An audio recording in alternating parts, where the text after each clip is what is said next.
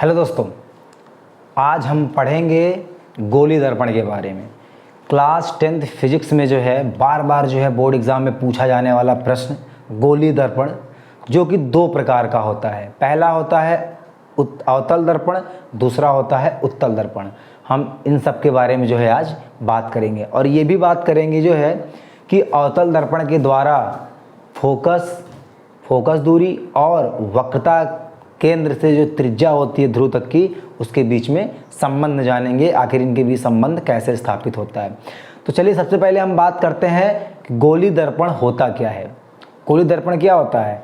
गोली दर्पण एक ऐसा दर्पण होता है जिसका परावर्तक तल क्या हो, गोलीय हो, गोली दर्पण कहलाता है। यह दो प्रकार का होता है, पहला अवतल दर्पण, दूसरा उत्तल दर्पण। अवतल दर्पण क्या होता है? जिसका परावर्तक तल बाहर की ओर क्या हो और अंदर की ओर, दोनों की ओर क्या होता है, उभरा हुआ है। तो हम पहले बात करेंगे अवतल दर्पण की बात। जिसका परावर्तक तल अंदर की ओर क्या है, उभरा हुआ हो, उसे हम कहते हैं अवतल दर्पण। उत्तल दर्पण क्या है? जिसका परावर्तक तल क्या हो, बाहर की ओर उभरा हुआ होता है, उसे हम उत्तल दर्पण कहते हैं।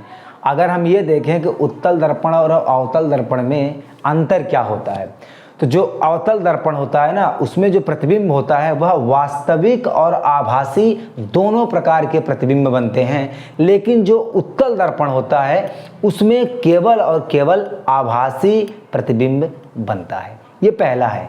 अवतल दर्पण को हम लोग क्या कहते हैं और किस नाम से जानते हैं? तो अवतल दर्पण को हम अभिसारी के नाम से जानते हैं और उत्तल दर्पण को अपसारी के नाम से जाना जाता है। और जो उत्तल दर्पण होता है ना, उसका जो है फोकस, यानी उसका जो है देखने की क्षमता, फोकस या समंजन क्षमता जो भी होती है वह अवतल दर्पण से क्या होती है, अधिक होती है। तो इसमें कुछ अंतर थे और इसके कुछ क्या थे, पॉइंट्स थे।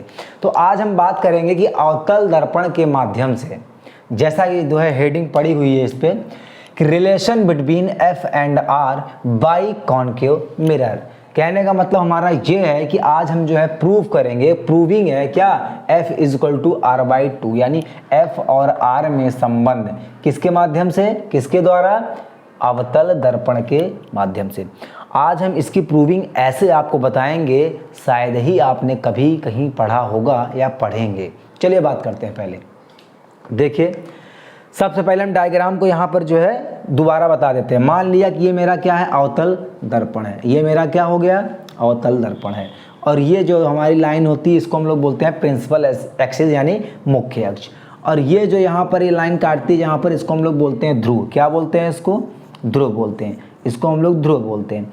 यहाँ पर हमारी फोकस मान लिया, यहाँ पर मान लेते हैं वक्रता केंद्र होता है। जो फोकस से ध्रुव तक की दूरी होती है वो फोकस दूरी होती है। जो वक्रता केंद्र से लेकर के ध्रुव तक की दूरी होती है हमारी क्या होती है, वक्रता त्रिज्या होती है। ठीक है। अब देखो, जब यहाँ से मान लिया यहाँ पर कोई क्या रखा है, ऑब्जेक्ट रखा है, मान लिया क्या रखा है, कोई वस्तु रखा है ओ डैश, वो जैसे ही मिरर पर पड़ती है, ये मिरर क्या है, मिरर M1 है, मिरर M2 है। जब ये किरण या इस मिरर पर यानी इस दर्पण पर पड़ती है तो वह फोकस से क्या होती है, गुजर जाती है। और यहाँ से एक जो है लाइट पास होती है, लाइट पास होती है। अगर ध्यान से देखेंगे, जो दो बराबर भागों में बांटती है, यानी जो हमारी ये होती है ये I हो जाता है और ये भाग हमारा क्या होता है, R हो जाता है। अगर देखें ये त्रिभुज, अगर हम लोग देखा जाए तो ये जो त्रिभुज बनता है यहाँ पर ऐसे इस आकार का जो दिख रहा है, इस त्रिभुज को हम लोग क्या बोलते हैं, समबाहु त्रिभुज, इक्विलेटरल ट्रायंगल बोलते हैं। जिसकी सभी भुजाएं क्या होती हैं, आपस में समान होती। ये सभी भुजाएं आपस में क्या हैं, सब समान है। सभी भुजाएं आपस में क्या हैं, समान है। अगर हम देखें परावर्तन के पहले नियम के अनुसार अगर देखें तो जो I है वो एंगल R के क्या है, बराबर। कुछ इस तरह से, अगर हम लोगों ने पढ़ा था इस तरह से, क्या ऐसे परावर्तित किरण होती है, ऐसे अपवर्तित किरण होती है, बीच में क्या होती है, एक अभिलंब होती है, नॉर्मल। तो ये हमारा क्या बनता था, I, और ये हमारा क्या बनता था, R।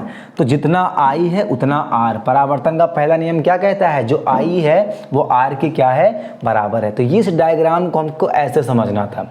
यहाँ पर अगर हम देखें, ध्यान से देखें, तो जेड की आकार की जो हमें संरचना दिखती है इसको हम लोग बोलते हैं एकांतर कोण। क्या बोलते हैं इसको? एकांतर कोण बोलते हैं हम लोग इसको, ठीक है। तो एकांतर कोण जो हमारा, एकांतर का मतलब होता है अल्टरनेटिंग एंगल। तो जो ये यहाँ पर जो कोण बनता है जेड के आकार का होता है ना, तो ये कोण किसके बराबर होता है? इसके बराबर होता है। अगर देखा जाए तो यहाँ पे भी देखो, ये जो लाइन आई है यहाँ पर और ये जो लाइन गई है यहाँ पर और ये जो ऐसे आई है, अगर ये वाला आई है तो ये वाला भी क्या होगा? आई होगा। अगर ये वाला आई है तो यहाँ पे देखेंगे ये जो ये लाइन है और ये जो लाइन है और ये जो लाइन है ये भी जेड के आकार की बन रही है, तो ये भी हमारा क्या होगा? आई होगा। अगर आपने इस डायग्राम को समझ लिया है तो इस डायग्राम को समझाने में टाइम नहीं लगेगा। तो चलिए हम बात करते हैं आगे। तो ये रहा डायग्राम कुछ, अब हम इसके बारे में बात करते हैं। जैसे देखते हैं, जैसे मैंने यहाँ पर डायग्राम को ड्रॉ किया है, ये डायग्राम बनाया है, तो इसको लिखेंगे कैसे? माना कि कोई अवतल दर्पण है, माना कि अवतल दर्पण क्या है? M1 M2 क्या है? मिरर अवतल दर्पण है, जिसका हमारा क्या है? ध्रुव। यहाँ पर कोई पॉइंट स्थित है P, जिसको हम लोग क्या कहते हैं? ध्रुव कहते हैं।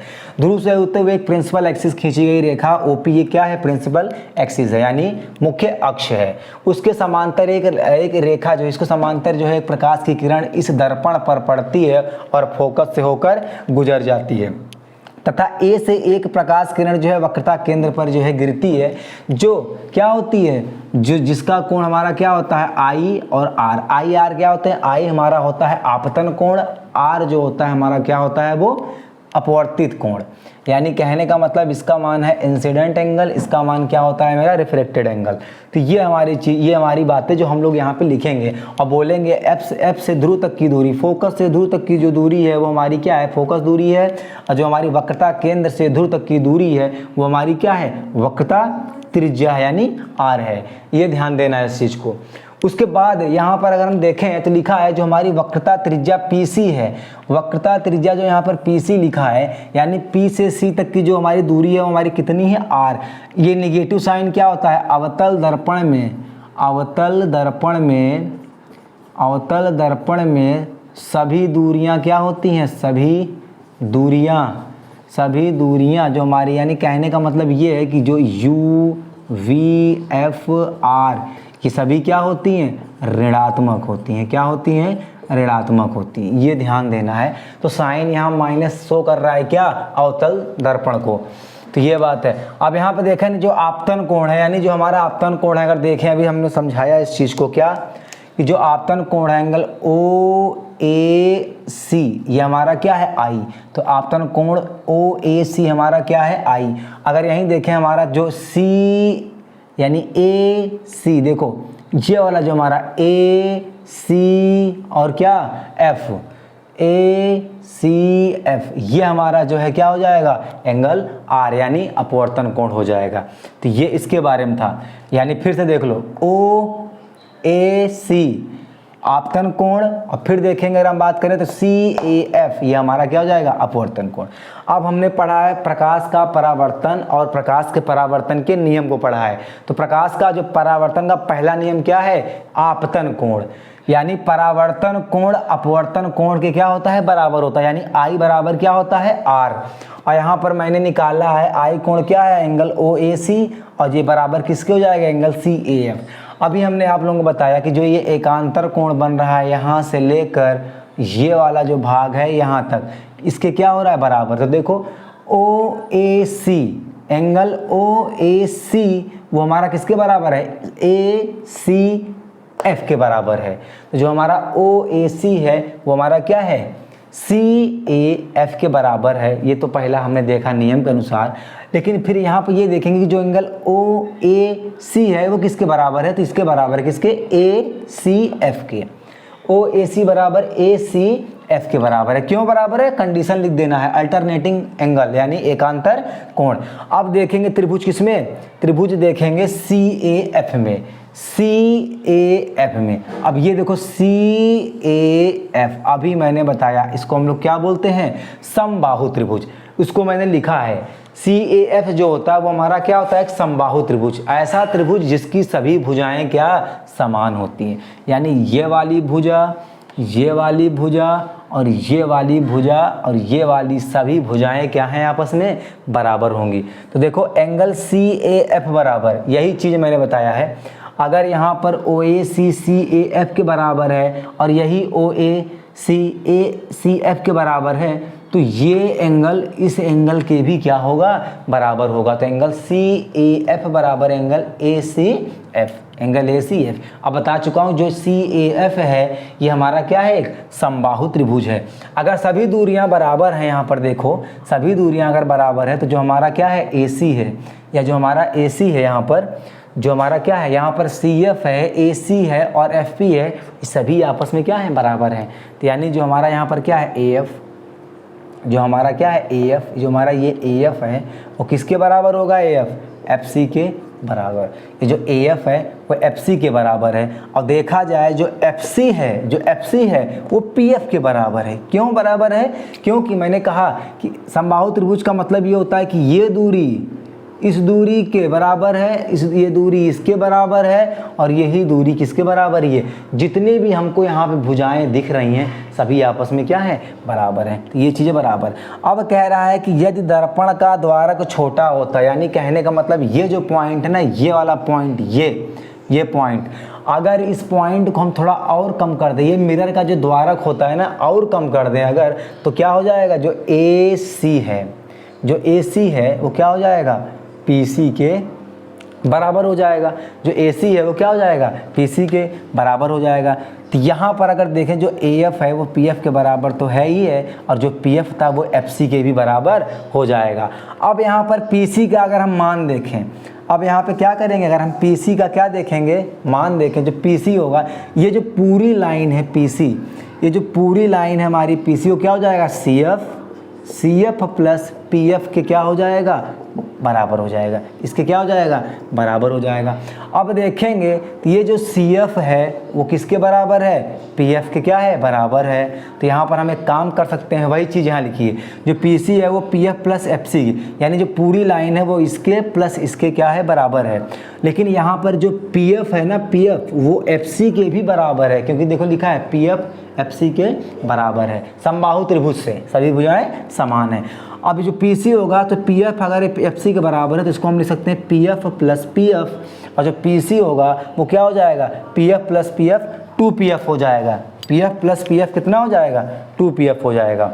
तो PC जो होता है वो हमारा कितना है, PC बराबर होता है माइनस का R रख दिया, इंटू में 2 is equal to 2 into PF की वैल्यू कितनी, P से F तक की दूरी कितनी होती है, F होती है, तो वो माइनस का F रख दिया जो यहाँ पर लिखा था। उसके बाद क्या, माइनस से माइनस कट गया तो हमारा क्या आ जाएगा, जो R की वैल्यू आएगी हमारी कितनी आ जाएगी, 2 इंटू F के, तो जो F आ जाएगा वो हमारा क्या आ जाएगा, R बटे क्या 2। यही हमारी क्या थी, प्रूविंग थी। अवतल दर्पण के माध्यम से जो होती है यही हमारी क्या हो, प्रूविंग है। जो फोकस दूरी होती है वो हमारी क्या होती है, त्रिज्या के क्या होती है, 2 गुना होती है। फोकस दूरी त्रिज्या के 2 गुना होती है, लेकिन जो त्रिज्या होती है वह फोकस दूरी के क्या होती है, आधा होती है। बस यही इस वीडियो में हमें क्या करना था, समझना था। अब आगे हम बात करेंगे जो है दर्पण का सूत्र, अवतल दर्पण के माध्यम से हम लोग सूत्र निकालेंगे 1/f equal to 1/u plus 1/f। ये हम वीडियो नेक्स्ट वीडियो में बात करेंगे। अगर वीडियो अच्छा लगा हो तो लाइक, शेयर, सब्सक्राइब, कमेंट सब कर डालिए और वीडियो को अच्छे से देखिए, बार बार देखिए, नोट्स बनाइए। जय हिंद।